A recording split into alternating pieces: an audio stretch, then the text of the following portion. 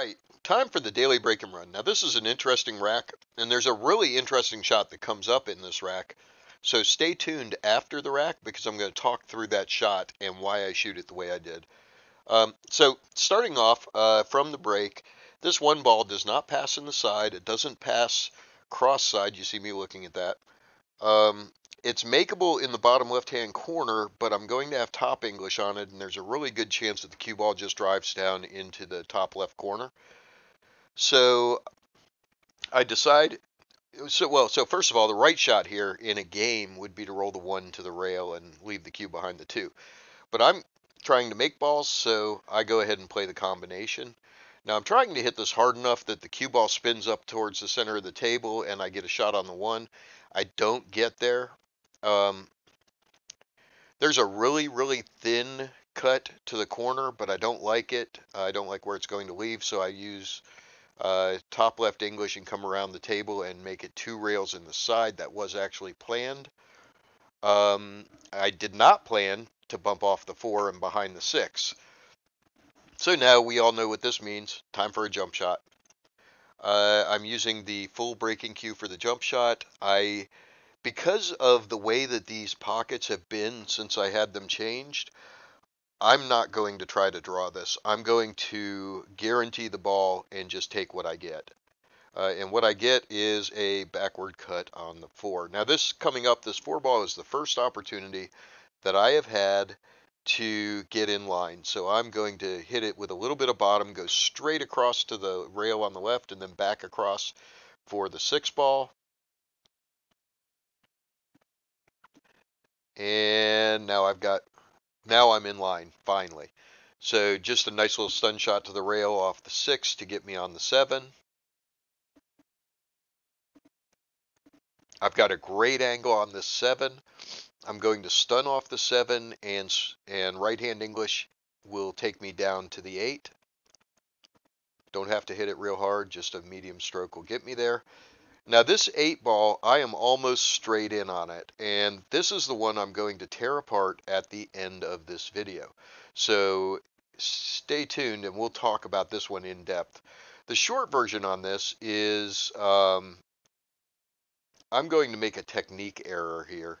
We'll talk about the reason I'm shooting the shot the way I'm shooting it. But the technique error that I make is that if I hit this level, I end up above the side pocket with more left-hand English. But because I sweep the cue up and away from the cue ball, you see how I raise the cue? I end up on the short side of the side. Well, the good news is this still isn't that hard a shot, so I'm just going to go ahead and pocket the 9. If you like what you saw, hit like, hit subscribe, ding the notification bell, and let's go tear apart that 8 ball.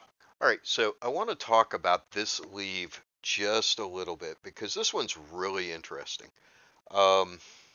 So this shot gets a lot of people in trouble. So let me draw the tangent line and the contact point on this. So the tangent line on this goes this way, and the contact point is right here. Okay? And the reason this gets people in trouble is because this ball is very, very close to straight in.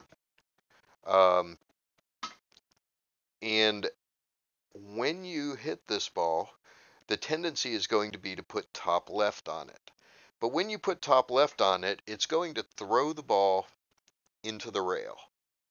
So you have to adjust your aiming point to the right to compensate for that. And when you do, that will end up with the ball going directly with the cue ball following the 8 into the corner.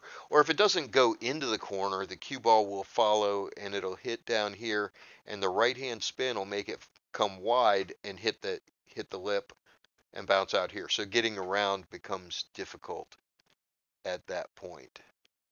So the way to deal the ideal way to shoot this shot is to have a little more angle than I have, be able to shoot it, come down to the rail, up to this rail, and out like this for the 9. That's the ideal way to shoot this 8-ball.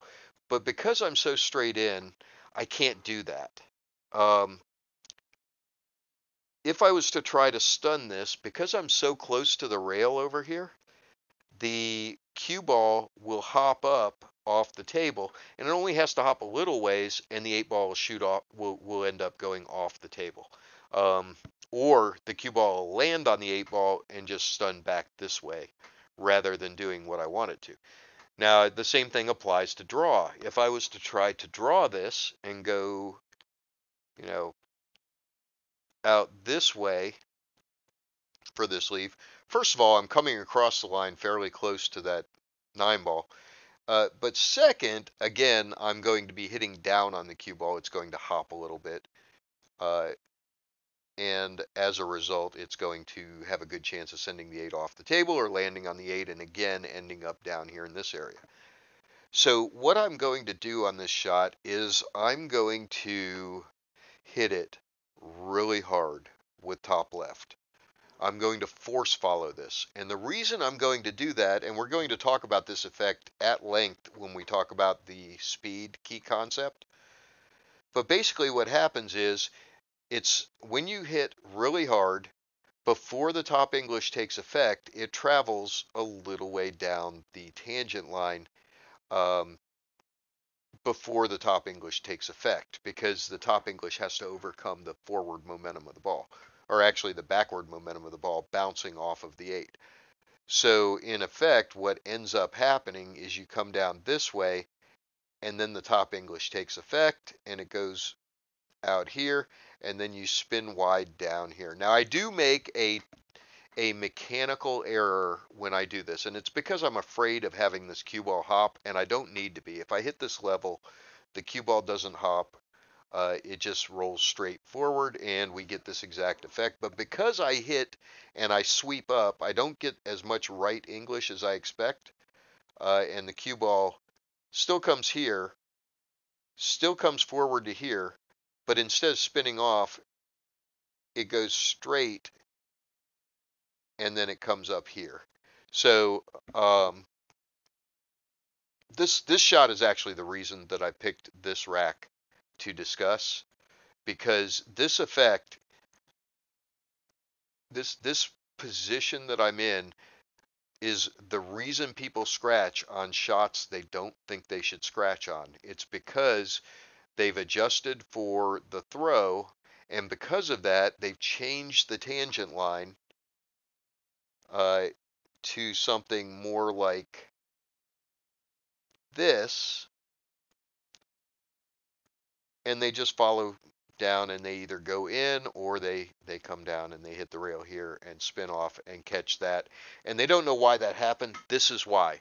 If you try to baby this ball in and just shoot it normally with your medium stroke and speed to get out to over here, you won't get there, and the reason is because of this throw.